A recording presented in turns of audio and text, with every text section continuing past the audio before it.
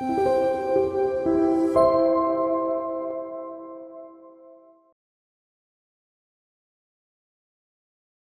한 주간도 하나님이 우리 기쁨의 동산에 너무너무 잘해주셨습니다.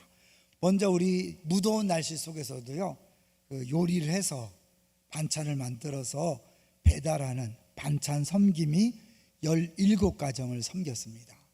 참 감사합니다. 더운 날씨에도 불구하고 기쁨으로 감당하셔서 감사합니다. 두 번째로 형제들의 축제 계속 광고가 나가는데요, 지난 목요일 현재 우리 형제 교회에서 85명이 온다고 신청을 했고요, 후원팸은 155명이 참석한다고 약속했대요. 그래서 총 240명, 엄청나게 큰 잔치가 돼서 우리 집행부가 지금 쩔쩔 매고 있을 정도입니다. 하나님께서 은혜를 부어주고 계시다고 믿고요, 계속해서 기도해 주시고 섬겨 주셔서 오시는 분들이 정말 행복했으면 좋겠습니다. 아쉬운 건 홍보 영상에 너무 제 얼굴이 늙게 나와서 좀 화장을 더 진하게 했어야 되는데 방심했다가 아주 보기 흉해서 혼났네. 세 번째로는 이제 생수해강 그 사진이 나와 있잖아요. 사실 이제 우리 교회에서 제가 가장 중요한 프로그램인데 강조를 많이 하는 거는 딱 모집하면 금방 차니까 홍보할 틈이 없었는데요, 제가 17살에 처음 예수 믿고 지금 64살입니다. 지금까지 경험해본 프로그램 중에 가장 좋고 은혜 확실한 프로그램입니다. 천국 가기 전에 꼭 한번 참여하시면 좋겠습니다. 나중에 천국 가서 왜 목사님 얘기 안 했습니까? 그럴까 봐 제가 이렇게 말씀을 드리는 거니까 꼭 기억하시고 꼭 참여해 보십시오. 자, 이제 오늘 제목을 같이 보도록 하겠습니다.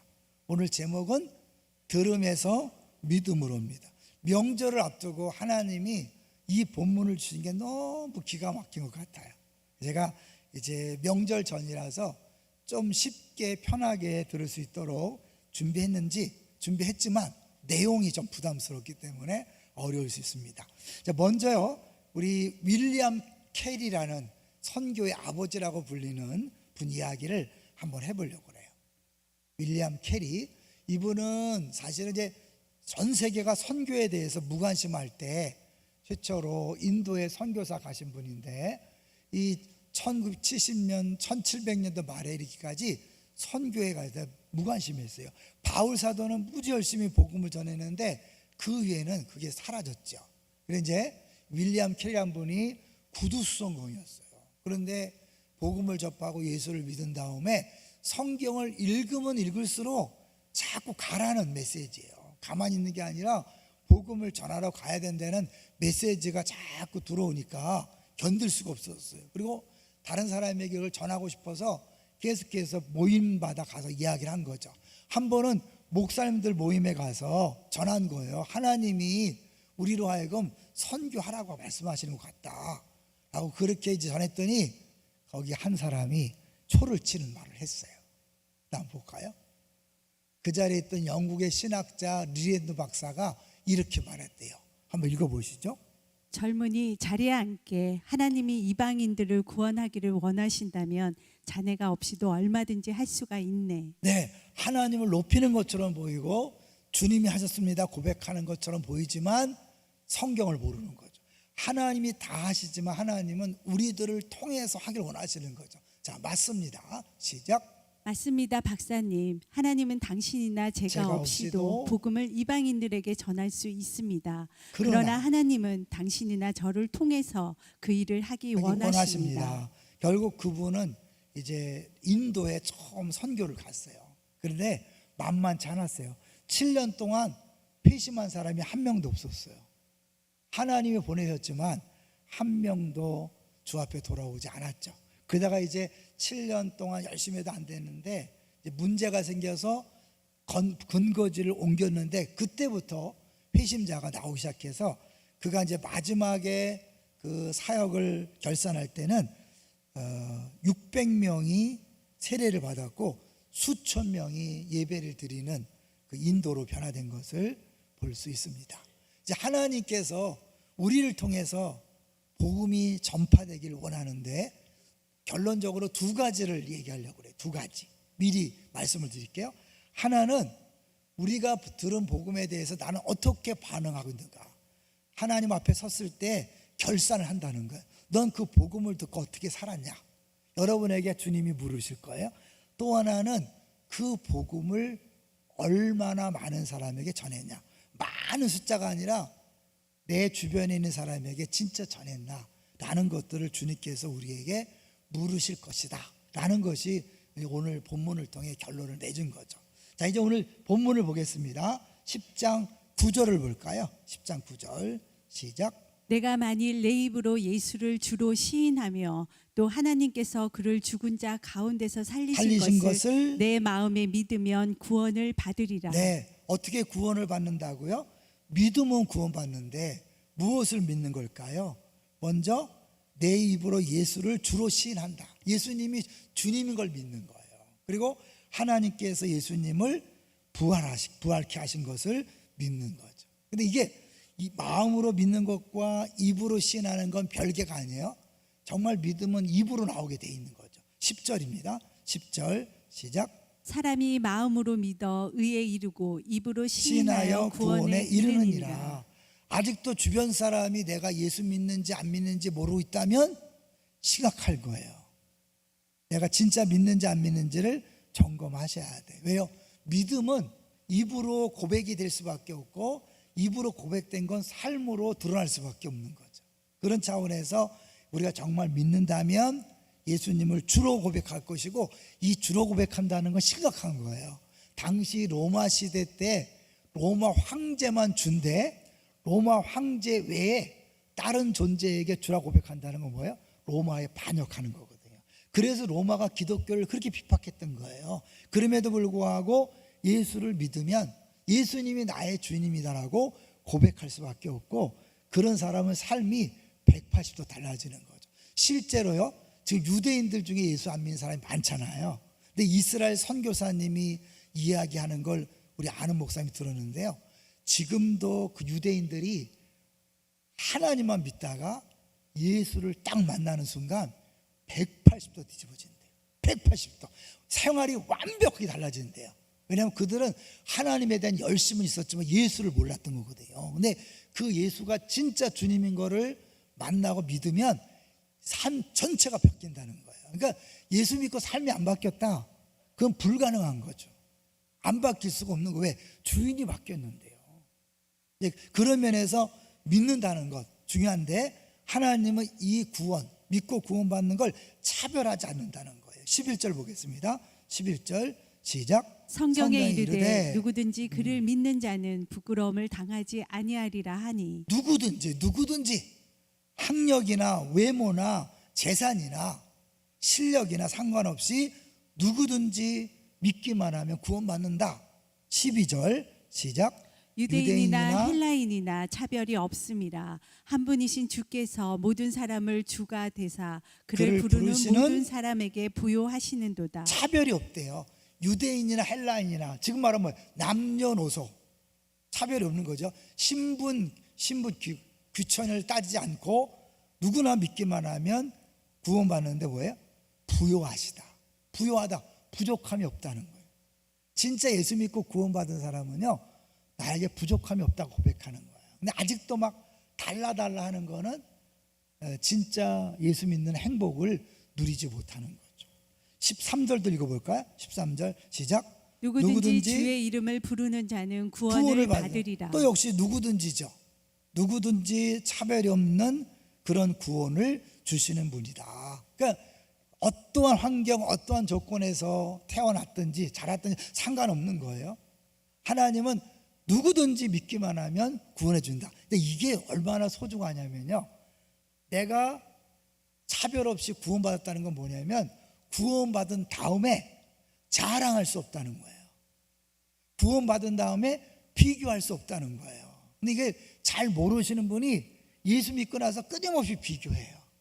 교회도 돈 많은 사람 좋아하더라, 교회도 실력 없으면 무시당하더라, 막 이런 소리 하는 분은 아직 구원이 뭔지 모르는 거예요. 구원 자체가 자격이나 조건이나 능력과 상관없이 은혜로 구원받았기 때문에 누구도 자랑할 수 없는 거예요. 교만할 수 없어요. 열등감 느낄 수 없는 거예요. 교회 와서 끊임없이 비교하시는 분들 있죠. 무슨 옷 입고 왔나, 명품을 들었나 안 들었나, 자녀가 어느 대학 다니나, 돈이 얼마인가. 이건 구원이 뭔지 모르시는 분이에요. 그냥 교회는 나오지만 종교 생활을 하는 거죠. 절에 열심히 다니는 것과 차이가 없는 거죠. 근데 기독교라는 게 뭐예요? 우리의 노력이나 우리의 노력의 능력이나 열심과 상관없이 오직 예수님 때문에 구원받았기 때문에 어느 누구도 무시당할 수 없고 어느 누구도 자랑할 수 없고 교만할 수 없는, 비교하지 않는 거예요. 비교하지 않으니까 시기 질투도 없는 거예요. 뒷담화하지 않는 거예요. 아직도 시기 질투에서 못 벗어나신 분들 있죠? 내가 받은 구원이 뭔지를 한번 곰곰이 묵상하고 기도하셔야 돼요. 하나님, 내가 사실 잘 모릅니다. 복음을 잘 모르고 구원이 뭔지 모릅니다. 주님 깨닫게 해주세요. 그리고 기도하셔야 돼요. 자, 그런데 이제 누구든지 구원을 받는데 모든 사람이 구원받는 건 아니죠, 그죠? 왜요? 안 믿고 죽은 사람도 많잖아요. 모든 사람이 구원받는 게 아니라 믿는 사람만 구원받는 거예요. 할렐루야. 믿는 사람만 구원받는 거예요. 그런데 누가 믿나?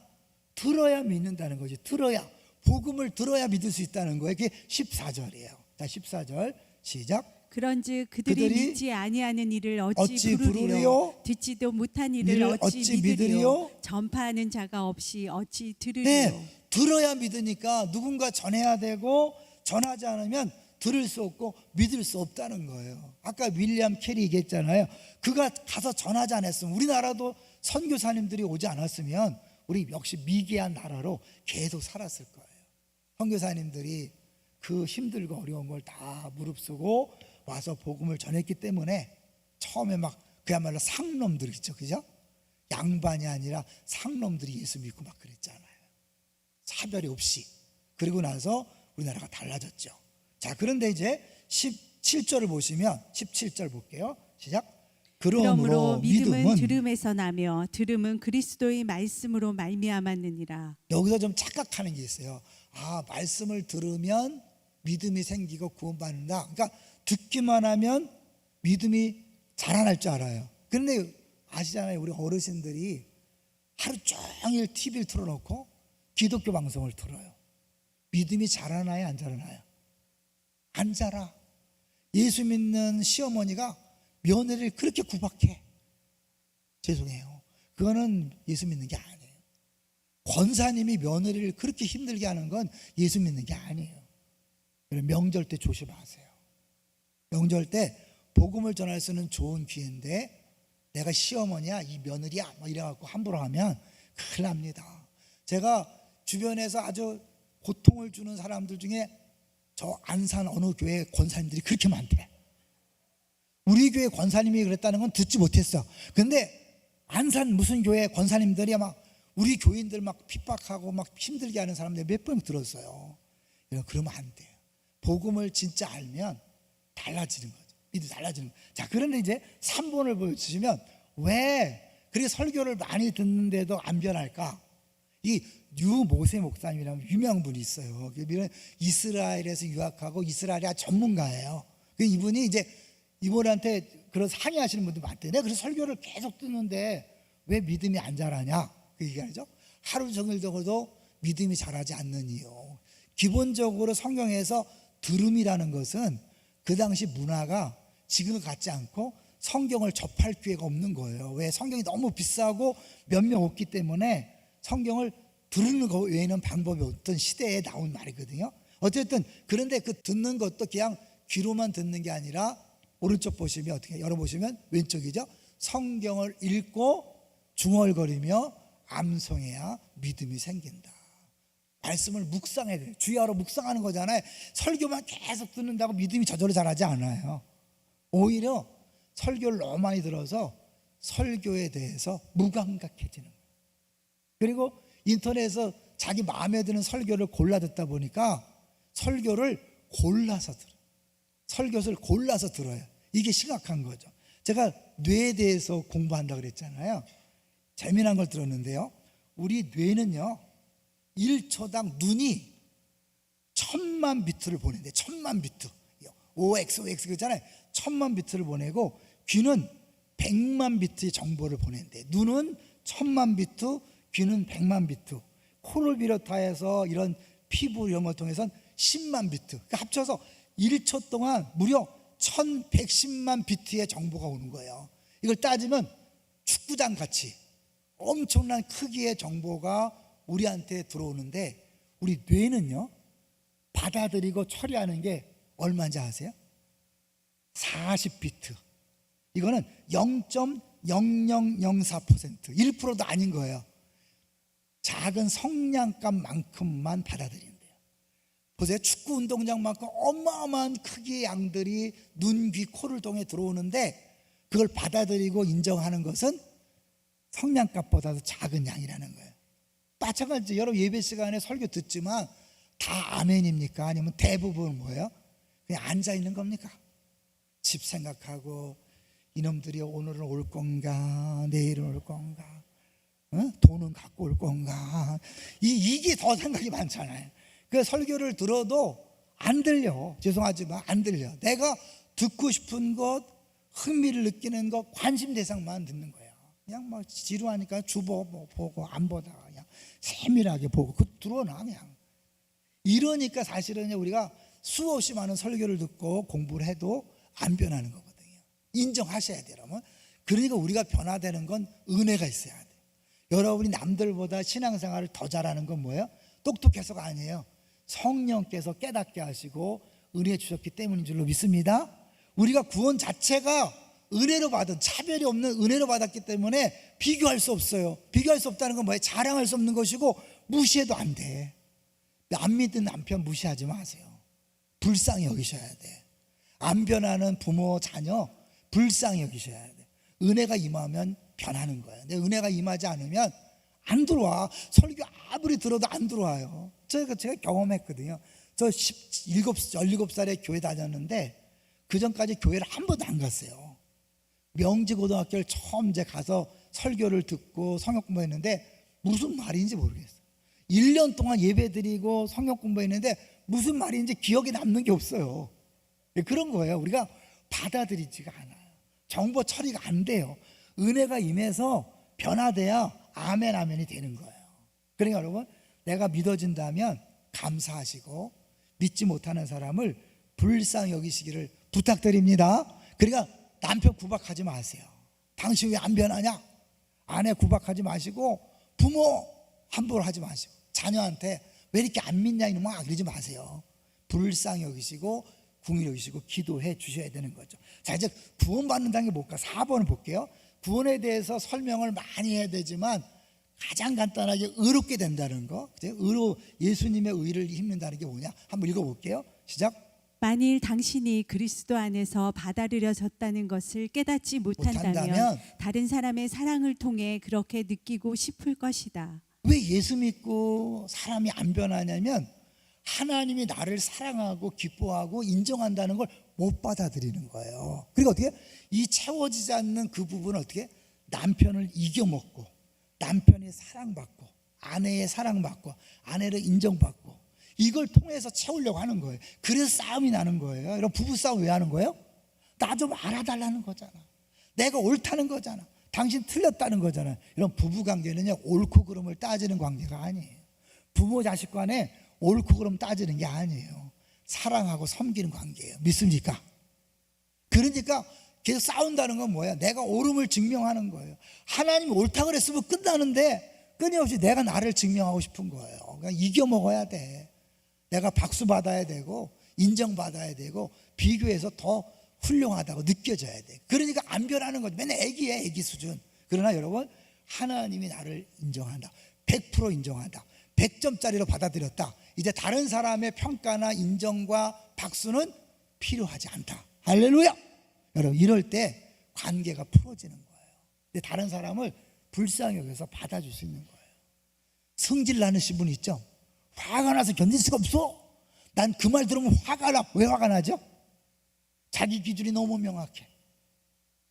내가 100% 옳은가요? 아니잖아요. 그런데도 내 기준을 모든 사람에게 적용하는 거야. 죄송하지만 나이 드실수록 잘못하면 시야가 좁아지잖아요. 그게 아니에요. 예수 믿는 사람은 나이가 들수록 어떻게 해요? 시야가 넓어지는 거예요. 나도 옛날에 몰랐었어. 철없어 그랬어. 그리고 그래 시간이 지나고 은혜 받으면 돼 이렇게 돼야 되는데 잘못하면 어떻게 해요? 더 막 좁아져 갖고 막 견디지 못할 때가 있잖아요. 자, 하나 더 볼게요. 6번을 볼까요? 6번을 보시면 구원에 대한 거 하나 더 얘기할 거예요. 시작. 우리에게 필요한 것은 나의 의지와 열정으로 해낼 수 있다는 모든 희망을 그리스도께로 옮기는 것이다. 믿음이 자란다는 게 뭔지 아세요? 내가 할 수 없음을 더 뼈저리게 느끼는 거예요. 그리고 주님 외에는 방법이 없다는 것을 더 분명히 깨닫는 거예요. 우리 롬 8:28 많이 들었죠? 모든 것이 합력하여 선을 이룬다. 그저 좋은 게 이루어지는 게 아니에요. 수요일날 말씀드렸어요. 거룩하게 하고 영화롭게 하기 위해서 모든 것이 합력하여 선을 이룬다. 거룩하게 되고 영광스럽게 되는 게 뭔지 아세요? 주님만 믿는 거예요. 그 말은 뭐냐면 주님 외에 다른 것을 믿으면 하나님이 그거를 박살을 낼 수 있다는 거예요. 잘 들으셔야 돼요. 내가 돈을 의지하잖아요. 하나님 어느 순간에 돈을 박살내요. 그래서 돈을 의지할 대상이 아니구나. 건강을 의지하잖아요. 건강이 박살나요. 그럼 어때요? 건강 의지할 게 아니구나. 자녀를 의지해. 자녀가 박살나요. 그때서야 자녀도 돈도 건강도 사람도 의지할 대상이 아니구나라고 깨닫는 게 믿음이에요. 그게 거룩해지는 거예요. 그게 영화스럽게 되는 거예요. 근데 믿음이 잘못되면 어떻게 해요? 갈수록 나 아니면 안 돼. 내가 이만큼 잘해. 끊임없이 나 하는 건 믿음이 잘하는 게 아니라 내 의가 더 커지는 거예요. 이스라엘 백성들에게 문제가 뭔가 보세요. 3절에 우리 읽지 않았지만 3절 보세요. 이스라엘 백성들이 열심히 있었다니까요. 근데 뭐가 문제였는가? 3절 시작. 하나님의 의를 모르고 자기 일을 세우려고 힘써 하나님의 의에 복종하지 아니하였느니라. 내가 옳음을 증명하고 내가 잘났다고 말하는 순간 하나님의 의를 거스르는 거예요. 단순히 교만 정도가 아니라 믿음 자체를 거부하는 거예요. 믿음은 예수님밖에 없다는 거예요. 4절 볼까요? 4절 10장 4절 시작. 그리스도는 모든 믿는 자에게 의를 이루기 위하여 율법의 마침이 되시니라. 율법의 끝, 율법의 목적이라는 거예요. 왜 먹냐? 예수님 때문에. 왜 사냐? 예수님 때문에. 왜 그렇게 말하냐? 예수님 때문에. 왜 이렇게 행동하냐? 예수님 때문에. 다 이렇게 되는 게 진짜 믿는 거고 복음을 아는 거예요. 그런 사람은 행복할까요? 불행할까요? 행복하죠. 사람들의 말에 흔들리지 않아요. 좀 재산이 없다고 흔들리지 않아요. 건강이 약해진다고 흔들리지 않아요. 상황이 어렵다고 흔들리지 않아요. 왜? 주님이 하시는데. 할렐루야. 하나님이 하시는데 뭐가 걱정이에요? 내가 하려고 하니까 돈 있어야 되는데 어떡하지? 건강 있어야 되는데 어떡하지? 사람 있어야 되는데 어떡하지? 뭐예요? 내가 하려고 하니까 그게 걱정이 되는 거예요. 하나님이 하시면 없어도 돼요. 할렐루야. 목사가 왜 이렇게 큰 소리 빵빵 치지? 그게 믿음이잖아요. 그게 진짜 주를 믿는 거잖아요. 그게 복음인 거예요. 자, 그래서 이걸 하려면 어떻게 해요? 복음을 들어야 돼요. 이걸 듣지 않으면 안 되기 때문에 하나님 어떻게 해요? 계속 가라고 하는 거죠. 그래서 5번을 볼게요. 연결고리. 사실 5번 보면 어떻게 이렇게 믿고 행복할 수 있는가? 믿어야 돼. 믿으려면 어떻게 해요? 들어야 돼. 복음을 반드시 들어야 되는 거예요. 근데 이 복음이 들으려면 누군가 전해야 돼. 누가 전해야 되죠? 여기 앉아있는 우리들이 전해야 돼요. 여러분, 제가 여러분 가족에게 복음 전할 수 없습니다. 이 자리에 나온 사람에게만 설교할 수 있죠. 불신 가족에게 내가 전할 수 없어요. 여러분 직장 사업장에 제가 전할 수 없어요. 누가 전해야 돼요? 여기 앉아있는 여러분이 전해야 돼요. 4번 보내심을 받아야 돼. 난 보내심 받은 적이 없는데. 아니잖아요. 우리가 주일 때마다 파송 찬양하고 파송 기도하잖아요. 여러분 매 순간마다 전하라고 보내지는 거예요. 나중에 여러분 가족 중에 나 못 들었는데요. 누구 책임일까요? 내 책임이라는 거예요. 그래서 무거운 거예요. 근데 사실 왜 안 전하는 거예요? 두려워서 부끄러워서도 있지만 궁극적으로 내가 행복하지 않으니까. 정말 예수 믿은 게 좋으면 전해 안 전해요? 전하죠. 저기 갔더니 베이커리 카페 생겼다. 시키지 않는데 막 전하잖아요. 카페에 막 돌아가더라. 왜 이렇게 선전하는지 몰라. 식당 갔더니 맛있더라. 왜? 좋으니까. 그게 인간이에요. 사람은요 좋으면 전하게 돼 있어요. 왜? 전하면 행복하니까. 아까 우리 찬양했죠. 마지막 찬양. 전할수록 행복한 거예요. 그게 인간이에요. 원래 그렇게 만든 거예요. 나 혼자 품고 있으면 행복하지 않아요? 전할 때 행복한 거예요. 예수님도 전해야 나도 행복하고 그들도 살게 되는 거죠. 근데 이게 예수 믿는다고 다 복음을 아는 게 아니라는 것을 제가 제 7번 최근에 그 모퉁이돌 선교라고 하는 북한 선교하시는 데가 있는데 카타콤 소식이 있어요. 거기에 나오는 얘기. 7번을 먼저 봐야겠구나. 그냥 7번은 이제 두 가지. 하나님 앞에서 우리가 책임질 두 가지. 1번 읽어볼까요? 시작. 모든 사람은 그리스도의 말씀을 어떻게 대했는가에 대한 책임을 스스로 져야 한다. 네, 복음이 전해졌는데 안 믿는 거 누구 책임이에요? 전한 사람 책임이 아니에요. 들은 사람 책임이에요. 그 복음을 듣고 어떻게 반응했는가 내 책임이에요. 자, 두 번째 시작. 모든 그리스도인들에게는 그리스도의 말씀을 전할 책임이 있다. 책임이에요. 책임. 내가 말씀을 듣고 믿고 구원받을 책임이 있는 거예요. 나중에 못 들었는데요? 아니에요. 한 사람도 못 든 사람 없도록 하나님은 다 누군가를 보낸 거죠. 또 하나 뭐예요? 내가 전하기 위해서 먼저 행복해야 되는데 이제 2번, 큰 2번을 보여주세요. 지금 북한에서 최근에 있었던 일이에요. 이제 요거 내용 배경을 먼저 말씀을 드리면 중국에 있는 분들이 북한에 갈 수 있잖아요. 이분들이 복음을 전하기 위해서 중국의 목사님이 이런 물건들을 가지고 북한을 들어가서 복음을 전하기 위해서 갔는데 어느 집에 갔는데 막 난리가 났어. 애가 막 배 아프다고 소리 지르고 난리 쳤는데 의사가 와서 해결책이 없는 거예요. 기껏해야 뭐냐면 뜨거운 물에 소다를 풀어서 발을 담가라. 이게 해결책이야. 애는 막 죽어가는데. 근데 물 끓일 때마다 1시간이 더 걸리는 거예요. 근데 이분이 들어가서 성령께서 갑자기 역사하니까 이렇게 선포했대요. 근데 그들이 막 물을 끓이면서 칠성신에게 기도하대요. 칠성신. 북한에 미신이 있는 거예요. 칠성신. 칠성 전한 걸 이 목사님이 이렇게 선포했대요. 이런다고 아이가 살 거라고 생각합니까? 정신 차리세요. 칠성신에게 아무리 열심히 빈다 해도 아이는 죽습니다. 그러나 제가 믿은 하나님을 믿는다면 살 길이 열립니다. 어떻게 자신만만하게? 하나님은 아들인 예수님을 보내셔서 우리를 죄에서 구해 주셨습니다. 예수님의 십자가로 모든 죄를 걷어가시고 생명을 선물로 주셨습니다. 이 하나님을 인정한다면 이 아이가 나을 수 있습니다. 제정신이 아닌 거죠. 성령께서 하신 거죠. 그러면서 칠성신이 아니라 하나님을 섬기겠다고 믿는다면 뒤돌아 앉으십시오.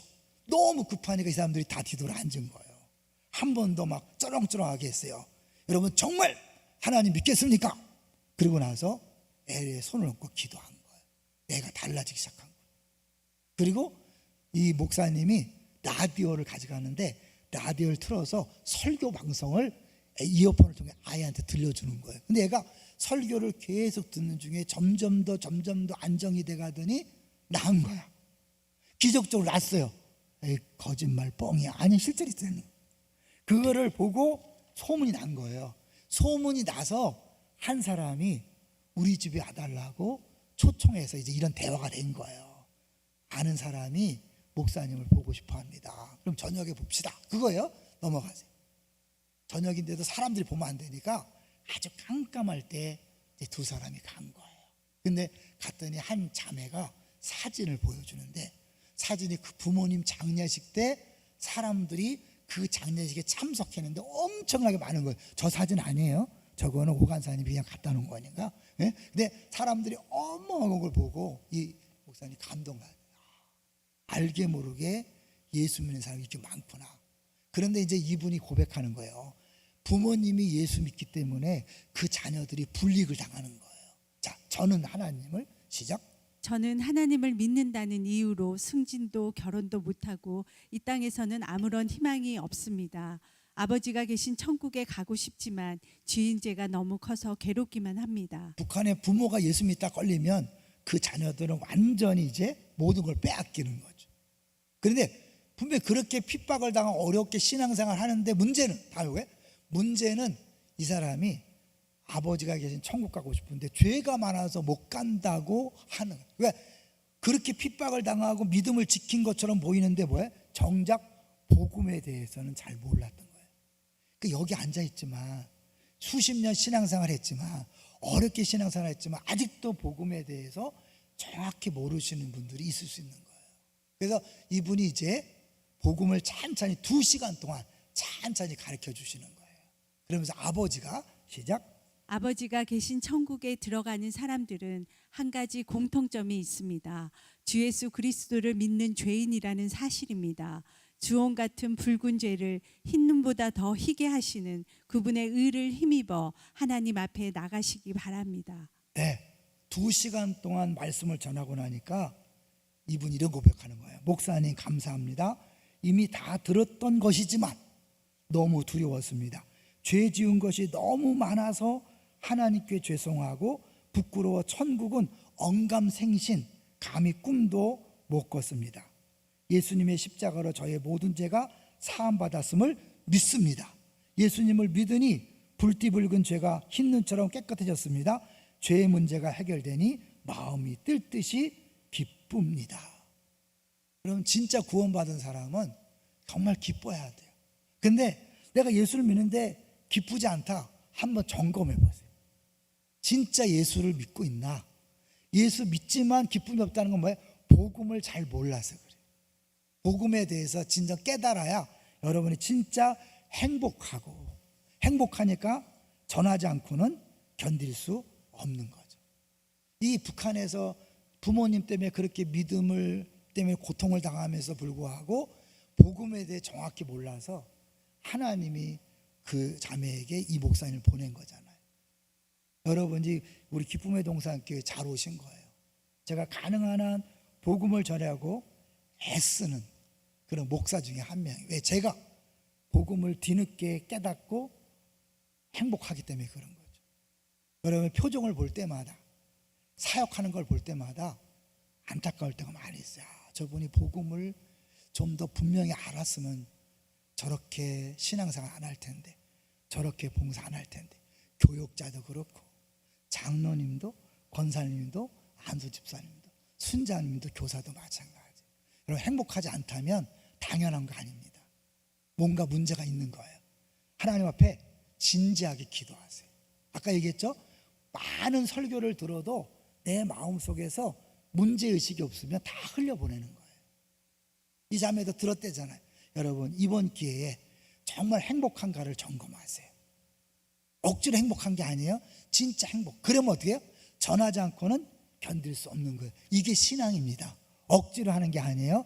행복해서 신앙생활 하는 것이고 행복해서 전하는 겁니다. 이 모든 이런 행복의 주인공들 되시기를 주의 이름으로 축원합니다.